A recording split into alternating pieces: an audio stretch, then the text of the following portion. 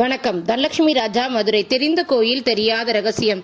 அருள்மிகு வடிவாம்பிகை சமேத சந்திரமௌலீஸ்வரர் திருக்கோயில், அருள்மிகு பக்ரகாளியம்மன் கோயில், திருவக்கரை, விழுப்புரம்.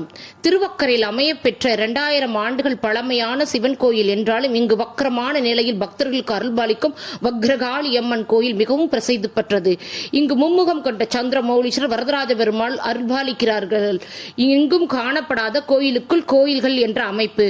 ஒரு சமயம் குண்டலி முனிவரின் வம்சத்தில் வந்த வக்ராசுரன் என்னும் அசுர மன்னன் சிவபெருமானை தனது கண்டத்தில் வைத்து தவம் செய்து வரம் பெற்று முனிவர்களையும் தேவர்களையும் துன்புறுத்தி வந்தான். அவனை சம்ஹாரம் செய்ய திருமால் தனது சுதர்சன சக்கரத்தை பிரயோகித்து வக்ராசுரனின் தலையை துண்டித்தார்.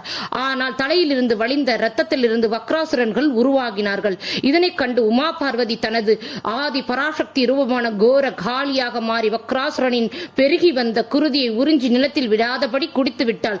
வக்ராசுரன் கொல்லப்பட்டதனை அறிந்து அவனது தங்கை துன்முகி காளியுடன் போர் புரிய கற்பிணி பெண்ணான துன்முகியின் சிசுவை தனது வலது காதில் குண்டலமாக அணிந்து துன்முகியை சம்ஹாரம் செய்த காளி அஷ்டபுஜ காளியாக காணப்பட்டாள். வக்ரனை வதம் செய்த காளி ஆதலால் வக்ர காளியம்மன் என்ற வக்ர ரூபத்துடன் இக்கோயிலில் காட்சியளிக்கிறார்.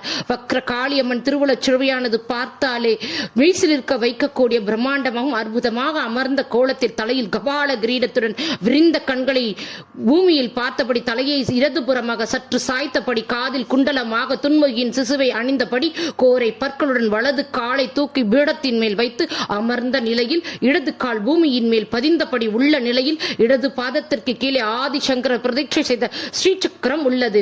8 கைகள், பாசம், சக்கரம், வாள், கட்டாரி, உடுக்கை, கேடயம், கபாலம், இடது காலை ஒட்டி விரல் அம்மனின் இடது பாதத்தை சுட்டிக்காட்டும் வகையில் அமைந்துள்ள திருக்கோலமானது நமக்கு சரணாகதி என்னும் தத்துவத்தை உணர்த்துகிறது.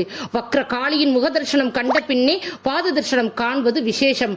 காளி தேவியின் வலதுபுறம் யோகலிங்கேஸ்வரம், இடதுபுறம் வலம்புரி விநாயகரும் காண்பது விசேஷம்.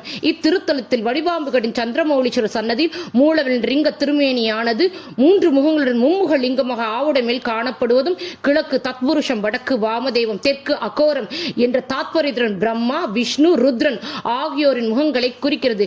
இங்கு நடராஜரின் தாண்டவமானது வக்ர தாண்டவமாக காட்சியளிக்கிறார். நடராஜர் மூர்த்தியாகவும் மூலவர் அருவுருவமாகவும் லிங்கமாகவும் அருவுருவமாக உள்ள மும்முகமும் இருக்கும் இந்த சிவ தத்துவம் நிலையானது காஷ்மீரில் சைவம் அவிகார பரிணாமத்தை அடிப்படையாக உள்ளது. இவ்வாலயத்தில் 6 அடியில் நின்ற நிலையில் வரதராஜ பெருமாள் சுதர்சன சக்கரமானது பிரயோக சக்கரமாக வழக்கத்திற்கு மாறாக அமைந்துள்ளது. குண்டலி முனிவருக்கு தனி கோயிலும் வக்ராசுரன் வழிபட்ட லிங்கம் கண்டலிங்கம், ஆத்மலிங்கம், வக்ரலிங்கம் என அழைக்கப்படுகிறது. பௌர்ணமி, அமாவாசை தினங்களில் வழிபட்டு வேண்டுதலை வைத்தவர்களுக்கு சந்திரமௌலீஸ்வரர், வக்ரகாளியம்மன், வரதராஜ